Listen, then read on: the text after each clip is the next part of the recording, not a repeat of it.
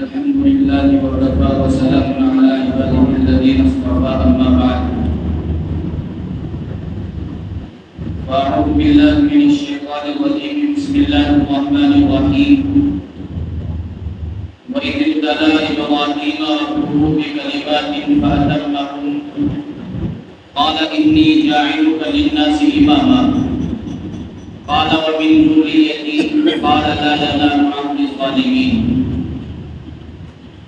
عن زيد بن أرقم رضي الله عنه قال قال أصحاب رسول الله صلى الله عليه وسلم ما هذه الأزاحي قال رسول الله صلى الله عليه وسلم سنة أبيكم إبراهيم.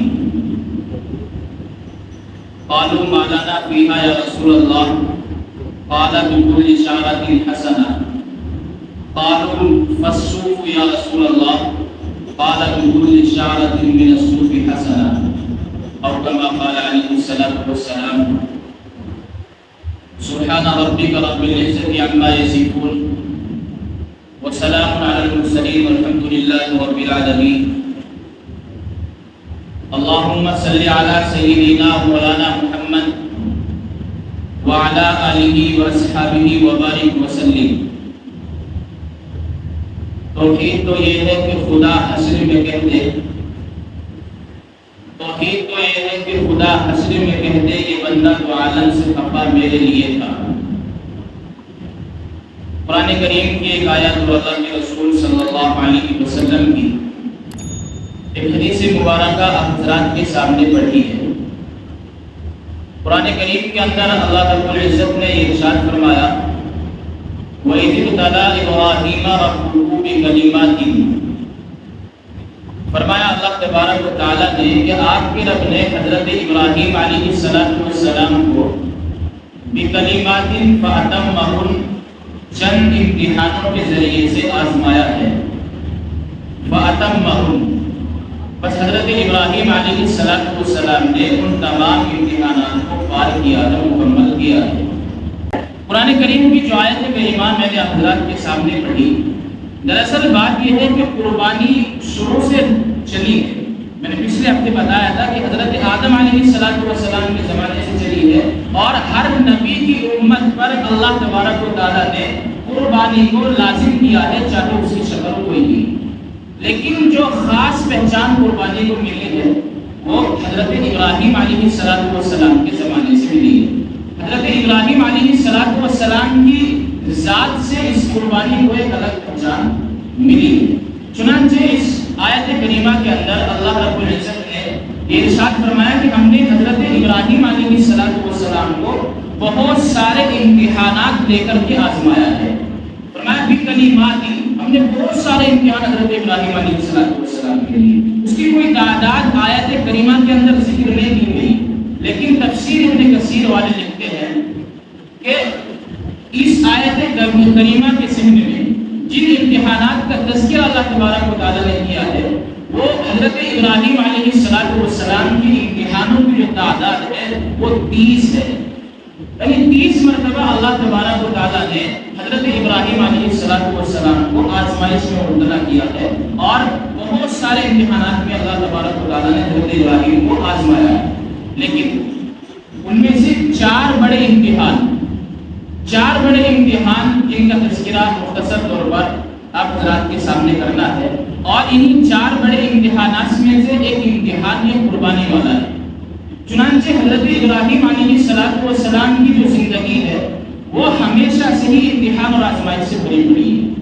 شروع سے ہی جب سے حضرت ابراہیم علیہ السلام کو اللہ تبارک و تعالیٰ نے نبی اور اپنا پیغمبر بنایا تو حضرت ابراہیم علیہ السلام کے اوپر آزمائشوں کا سلسلہ شروع ہوا. 4 بڑی آزمائش.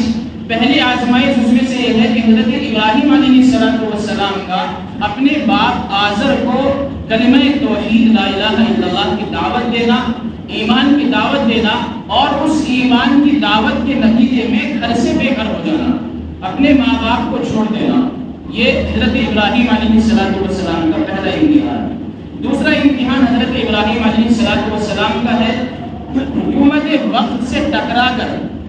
حکومت وقت سے ٹکرا کر اپنے آپ کو نمرود کی آگ میں جلنے کے تیار کر لینا، یہ حضرت ابراہیم علیہ السلام کا دوسرا امتحان ہے۔ تیسرا امتحان حضرت ابراہیم علیہ السلام کا یہ ہے اور بڑا امتحان ہے۔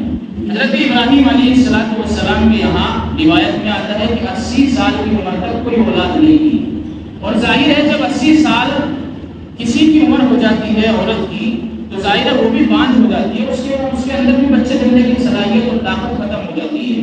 80 سال تک حضرت ابراہیم علیہ السلام کے یہاں کوئی اولاد نہیں تھی، اولاد اللہ تعالیٰ سے مانگی، اولاد اللہ تبارک و تعالیٰ نے دے دی، مگر امتحان ہوا، امتحان اللہ تبارک و تعالیٰ کی طرف سے آیا، اور تیسرا بڑا امتحان یہ آیا کہ اس بچے کو جو دودھ پینے والا بچہ ہے، شیرخوار بچہ ہے، ان کو جنگل کے اندر چھوڑ کے آ رہا۔ یہ تیسرا بڑا امتحان تھا، اور چوتھا سب سے بڑا امتحان یہ تھا حضرت ابراہیم علیہ السلام کا کہ جس بچے کو، جس لڑکے کو، جس اولاد کو اللہ تبارک و تعالیٰ سے بڑے اس سے اللہ تبارک و تعالیٰ سے مانگا، اور بڑے امتحان کے بعد اللہ تبارک و تعالیٰ نے وہ بچہ دیا، لیکن جب وہ بڑا ہوا تھوڑا سا تو حکم ہوا اور حضرت ابراہیم علیہ السلام کے امتحان آیا، اور حضرت ابراہیم کو حکم ہوا کہ آپ اپنے بچے کو اللہ کے راستے میں قربان کریں۔ یہاں سے قربانی کا سلسلہ شروع ہوتا ہے۔ یہ تو مختصر ہے، لیکن ہم ترتیب کے ساتھ میں تھوڑا اور فکر اس کے بارے میں کرتے چلیں، تھوڑی سی بات کرتے چلیں۔ تو آج یہ کر رہا تھا کہ حضرت ابراہیم علیہ السلام کا جو پہلا امتحان تھا اپنے باپ کو دین کی دعوت دینا، اور اس کے نتیجے میں اپنے ماں باپ کو چھوڑ دینا، اپنے شہر کو چھوڑ دینا، یہ حضرت ابراہیم علیہ السلام کا پہلا امتحان تھا۔ یہ ہوا کیسے؟ یہ وجود میں کیسے آیا؟ جب حضرت ابراہیم علیہ السلام نے اپنے باپ کو دعوت دی، اور دعوت کے الفاظ قرآن کریم نے بیان کیے، یا ابت لا تعبدوا الشیطان، اے میرے والد آپ ان شیطان کی عبادت مت کرو، آپ لما تعبدوا ما لا يسمع ولا يبصر ولا يغني عنك شيئا، آپ کیسے ان معبودوں کی اور بے جان پتھروں کی مورتیوں کی عبادت کر سکتے ہیں جو نہ آپ کو دیکھ سکتے ہیں، نہ آپ کی سن سکتے ہیں، اور آپ سے نہ کوئی تکلیف دور کر سکتے ہیں، حتیٰ کہ اگر اپنے اوپر کوئی تکلیف اور مصیبت آ جائے یہ اس کو بھی اپنے اوپر سے تکلیف کو نہیں ہٹا سکتے، پھر لما تعبدوا ما لا يسمع، آپ کیوں ان بے جان پتھروں کی عبادت کرتے ہیں جب یہ آپ کی ضرورت کو پورا نہیں کر سکتے؟ میرے بھائیو، حضرت ابراہیم علیہ السلام نے یہ نہیں کہا کہ دلیل بتاؤ کیا ہے آپ کے پاس، اس لیے کہ جب کوئی مناظرہ ہوتا ہے تو اس میں ایک آدمی اپنی طرف سے کوئی دعویٰ پیش کرتا ہے، اس دعوے پر سامنے والے سے دلیل مانگی جاتی ہے، اور اگر اس کی دلیل اچھی ہوتی ہے اس کے دعوے کو مان لیا جاتا ہے، دلیل ثابت نہیں ہوتی تو اس کا دعویٰ بھی ثابت نہیں ہوتا۔ حضرت ابراہیم علیہ السلام نے دعویٰ کیا کہ آپ ان شیطانوں کی بے جان مورتیوں کی عبادت مت کرو، کیوں؟ لما تعبدوا ما لا يسمع ولا يبصر ولا يغني عنك شيئا، نہ یہ سن سکتے ہیں، نہ بول سکتے ہیں، نہ کچھ کر سکتے ہیں، تو آپ بھی بے جان مورتیوں کی عبادت کیوں کرتے ہیں؟ تو اب اس کے باپ کا، حضرت ابراہیم کے باپ کا حق یہ تھا کہ وہ حضرت ابراہیم سے سوال کرتا کہ ایسا آپ کیوں کہہ رہے ہیں، لیکن اس نے ایسا نہیں کیا، اس نے نہ دلیل مانگی نہ کچھ کہا، بلکہ جو اس کے الفاظ تھے قرآن کریم بیان کرتا ہے لَئِن لَّمْ تَنْتَهِ لَأَرْجُمَنَّكَ وَاهْجُرْنِي مَلِيًّا، ابراہیم اگر تو اپنی اس حرکت سے باز نہ آیا، اگر تو نے اپنے اس دین کو نہ چھوڑا، اور جو تم مجھے دعوت پیش کر رہا ہے اگر اپنی اس حرکت سے باز نہ آیا تو یاد رکھ تجھے میں پتھر سے سمجھا کر دوں۔ آپ دیکھیں ایک نبی اور پیغمبر کا باپ، حضرت ابراہیم کا باپ، جب حضرت ابراہیم اپنے باپ کو دعوت پیش کرتے ہیں تو وہ جواب میں کہتا ہے اگر باز نہ آیا تو پتھر سے سنگسار کروں گا۔ لیکن میرے بھائیوں، اس کی جو کفر تھا، حضرت ابراہیم کے والد کا جو کفر تھا اور شرک تھا، یہ صرف کسی پر بس نہیں تھا کہ یہ مورتیوں کی عبادت کیا کرتا تھا، بلکہ مزید اس پر یہ مورتیوں کی عبادت کرنے کے ساتھ ساتھ میں ان مورتیوں کو بنایا بھی کرتا تھا۔ ان مورتیوں کو بنانے کا کام حضرت ابراہیم کے والد کا تھا، حضرت ابراہیم کے باپ کا تھا، اسی لیے اس کا جو شرک تھا، اس کا جو کفر تھا وہ اور بڑا ہوا تھا، اسی لیے اس نے اس کفر اور شرک کے بڑے ہوئے نتیجے میں اس نے حضرت ابراہیم علیہ السلام کو یہ کہا کہ اگر تو اس حرکت سے باز نہ آیا تو میں تجھے پتھر سے مار دوں گا، سنسار کروں گا۔ آپ اندازہ لگائیں، حضرت ابراہیم علیہ السلام کو اللہ تبارک و تعالیٰ نے ایک کام سونپا، دعوت کا کام سونپا، اور سب سے پہلے دعوت حضرت ابراہیم نے اپنے والد کو دی ہے، اور حضرت ابراہیم کے والد نے ہی حضرت ابراہیم کے اپنے بیٹے کی دعوت کو ماننے سے انکار کر دیا۔ اس سے سخت امتحان اور کیا ہو سکتا ہے؟ وہ آدمی جب حضرت اور اس سے جا کر کے کہے گی کہ مجھے اللہ تبارک و تعالیٰ نے یہ پیغام لے کر کے بھیجا ہے، تو وہ سامنے والا تو یہ کہے گا نا کہ آپ وہی پیغام، وہی دین، وہی شریعت جس کو تیرے باپ نے ماننے سے انکار کر دیا۔ یہ کتنا بڑا امتحان اللہ تبارک و تعالیٰ نے حضرت ابراہیم علیہ السلام کو دیا۔ باپ نے دین کو نہیں مانا، دین کو ماننے سے حضرت ابراہیم کی انکار کر دیا۔ اب سامنے اگر جس کے سامنے بات پیش کرے گا تو وہ کیسے مان سکتا ہے؟ وہ اعتراض کر سکتا ہے کہ جس دین کو آپ کے باپ نے نہ مانا ہو تو میں کیوں مانوں؟ ظاہر سی بات ہے، جو آدمی اپنے اوپر مثال لے لے، ایک آدمی کی آنکھ کی بچے ہیں اور اس کے بچے اس کی بات نہیں مانتے، اب جا کر کے وہ دوسرے کے بچوں کو نصیحت کرتا ہے کہ بھائی یہ کام مت کر، یہ کام غلط ہے، اور حالانکہ اس کے بچے بھی وہ کام کرتے ہیں، تو ظاہر ہے اور سامنے والا یہی کہے گا کہ پہلے اپنے بچوں کو سدھار لے، مجھے بعد میں مشورہ اور صلاح دینا۔ میرے بھائیو، یہ ایک عجیب امتحان اللہ تبارک و تعالیٰ کی طرف سے ہے، مگر حضرت ابراہیم علیہ السلام نے اپنے گھر کو چھوڑنا گوارا کیا اور اپنے ماں باپ کو چھوڑنا گوارا کیا، لیکن اپنے دین پر، اپنے امتحان پہ حضرت ابراہیم علیہ السلام مکمل اترے۔ دوسرا امتحان حضرت ابراہیم علیہ السلام کا آتا ہے، حکومت وقت اور نمرود بادشاہ کی حکومت ہے، اور نمرود بادشاہ کی حکومت کا اصول یہ تھا کہ جب جو غلات اور پیداوار زمین کی ہوتی تھی وہ پہلے نمرود کے دربار میں پیش کی جاتی تھی، پھر جس کی وہ پیداوار ہوتی تھی وہ سب نمرود کے سامنے سجدہ کرتے تھے، اور جب سجدہ کرنے کے بعد وہ پیداوار ان کو واپس کر دی جاتی تھی۔ یہاں پر بات سمجھ میں آتی ہے کہ اس کا جو ٹیکس وصول کرنے کا طریقہ تھا وہ مال و دولت کا نہیں تھا، بلکہ اس نے اپنے آپ کو خدا لوگوں کے سامنے دعویٰ کر رکھا تھا خدا ہونے کا، اور وہ لوگوں سے اپنے سامنے سجدہ کراتا تھا، اور جو بھی ان کی جو غلات اور پیداوار ہوتی تھی وہ واپس کر دیا کرتا تھا۔ اب حضرت ابراہیم علیہ السلام کا مقابلہ ہوا، حضرت ابراہیم علیہ السلام کا سامنا ہوا، اور حضرت ابراہیم علیہ السلام کو اس نے دعوت دی کہ آپ مجھے سجدہ کرو۔ حضرت ابراہیم وقت کے پیغمبر ہیں، سامنے بھلے ہی وقت کا حاکم اور بادشاہ ہو، لیکن حضرت ابراہیم تو اللہ کے پیغمبر ہیں۔ حضرت ابراہیم نے کہا کہ نہیں کر سکتا سجدہ، اللہ تبارک و تعالیٰ کے علاوہ کسی اور کو سجدہ کیوں کرو؟ تیری حیثیت کیا ہے، تیری اوقات کیا ہے جو مجھے سجدہ کرو؟ میرا رب اللہ ہے جس نے مجھے پیدا کیا ہے، جو مجھے رزق دیتا ہے، سب کچھ میرا خالق، میرا مالک، میرا رازق اللہ ہے، میں تجھے سجدہ کیسے کر سکتا ہوں؟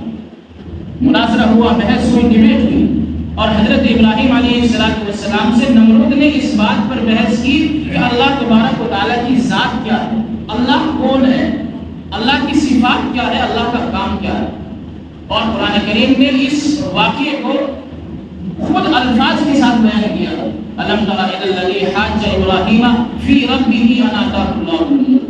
حضرت ابراہیم علیہ السلام کے ساتھ نمرود نے مقابلہ کیا اس بات میں کہ اللہ تبارک و تعالیٰ کون ہے۔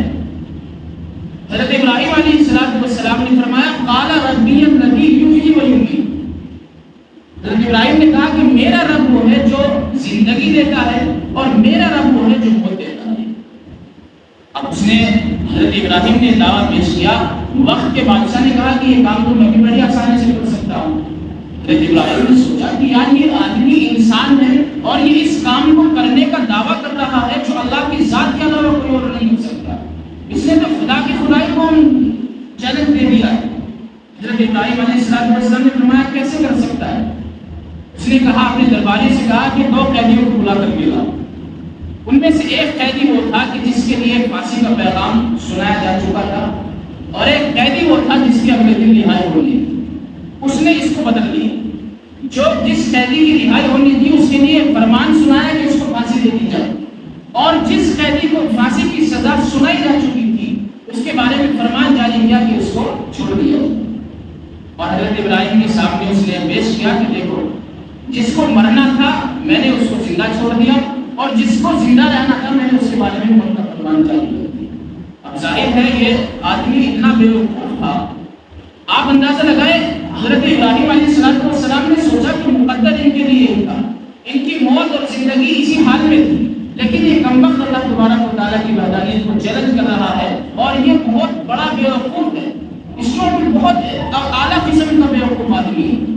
چنانچہ حضرت ابراہیم علیہ السلام نے بھی اپنے لہجے کے طرز کو بدل دیا، اپنا جو لہجہ، اپنا جو طریقہ تھا، انداز تھا، وہ حضرت ابراہیم نے بھی بدل دیا کہ جب اس طرح کی باتیں کر رہا ہے تو اس کے سامنے اس طرح کی دلیل پیش کرنی پڑی۔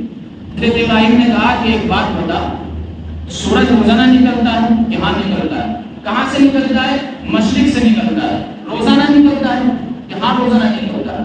اب تو ایک کام کر لے، اللہ تبارک و تعالیٰ روزانہ سورج کو مشرق کی جانب سے نکالتا ہے، اور تجھ سے پہلے بھی نکال رہا ہے، اب بھی نکال رہا ہے، اور قیامت تک نکالتا رہے گا۔ اگر تو خدا ہونے کا دعویٰ کرتا ہے تو ایک کام کر، جو اللہ سورج کو مشرق سے نکالتا ہے، اگر تو خدا ہے تو اس کو مغرب سے نکال کر کے نکال۔ اب ظاہر ہے اتنی بڑی دلیل کے سامنے جیسے اس نے دلیل پیش کی تھی، حضرت ابراہیم علیہ السلام نے اس کے انداز میں دلیل پیش کی۔ جب حضرت ابراہیم علیہ السلام نے یہ دلیل پیش کی، یہ دعویٰ اس کے سامنے پیش کیا، تو ظاہر ہے اس کے بعد اس کا کوئی جواب نہیں تھا۔ اور قرآن کریم بیان کرتا ہے فَبُهِتَ الَّذِي كَفَرَ، وہ جو کافر یعنی نمرود جو ہے وقت کا حاکم اور وقت کا بادشاہ، وہ مغلوب ہو گیا، یعنی اس کے پاس میں کوئی جواب نہیں تھا، وہ لاجواب ہو گیا۔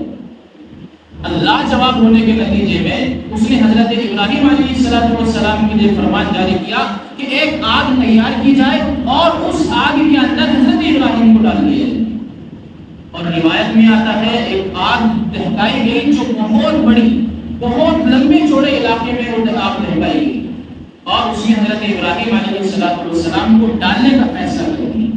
اب آپ دیکھیں ابراہیم علیہ السلام کے امتحان یہ، ایک طرف تو دہکتی ہوئی آگ ہے، اور ایک طرف یہ مکالمہ، ایک طرف بات یہ ہے کہ حضرت ابراہیم علیہ السلام جس پیغام کو لوگوں کے سامنے پیش کر رہے ہیں اس پیغام سے پیچھے ہٹ جائیں۔ لیکن حضرت ابراہیم علیہ السلام نے آگ میں ڈلنا، آگ میں جلنا برداشت کیا اور اس کو گوارا کیا، لیکن اپنے قدم اپنے آپ کو قدم کے پیچھے نہیں ہٹایا۔ یہ حضرت ابراہیم علیہ السلام کا دوسرا امتحان۔ تیسرا امتحان، جس بچے کو حضرت اسماعیل علیہ السلام سے اللہ تبارک و تعالیٰ، حضرت ابراہیم علیہ السلام کو، حضرت اسماعیل علیہ السلام کو اللہ تبارک و تعالیٰ سے ایک بڑھاپے کی عمر میں اللہ تبارک و تعالیٰ سے حضرت ابراہیم نے مانگا۔ حضرت ابراہیم کو اللہ تعالیٰ نے اولاد سے نوازا اور حضرت اسماعیل کی شکل میں ایک ہونہار بیٹا عطا کیا۔ لیکن شیر خارجی کے زمانے میں ابھی بچہ دودھ ہی پی رہا تھا، حکم آیا کہ آپ اپنے اس بچے کو بے آب و گیا وادی میں چھوڑا، جہاں نہ پانی ہے، نہ کھانے کا کوئی انتظام، نہ پینے کا کوئی انتظام، نہ وہاں پر لوگ رہتے ہیں، نہ وہاں پر جانور رہتے ہیں، کوئی بھی مخلوق وہاں پر آباد نہیں۔ آپ اس اپنے بچے کو، اس کی ماں کو ایک ایسے بے آب و گیا وادی میں چھوڑا۔ چنانچہ آپ دیکھیں محبت کا تصور کتنا ہوگا۔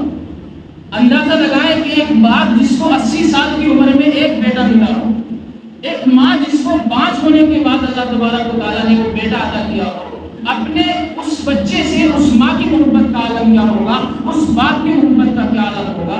لیکن اللہ کا حکم ہوا کہ اس اپنے بچے کو وہاں پر چھوڑاؤ۔ چنانچہ اپنے بچے کو، اپنی بیوی کو ساتھ میں لیا اور وہاں لے جا کر اس بچے کو چھوڑ دیا۔ اب لوگ حضرت حاجرہ، چونکہ حکم آیا تھا کہ آپ ان بچوں کو چھوڑ کر کے بغیر کسی گفتگو کے واپس چلے آنا، جب چھوڑ کر کے حضرت ابراہیم واپس چل دیے، حضرت حاجرہ نے کہا کہ ابراہیم، میں آپ کی بیوی ہوں، یہ آپ کا معصوم شیرخوار بچہ ہے، دودھ پیتا ہے، آپ ہمیں اس بے آب و گیا وادی میں، سنسان جنگل میں کہاں چھوڑ کر کے جا رہے ہیں؟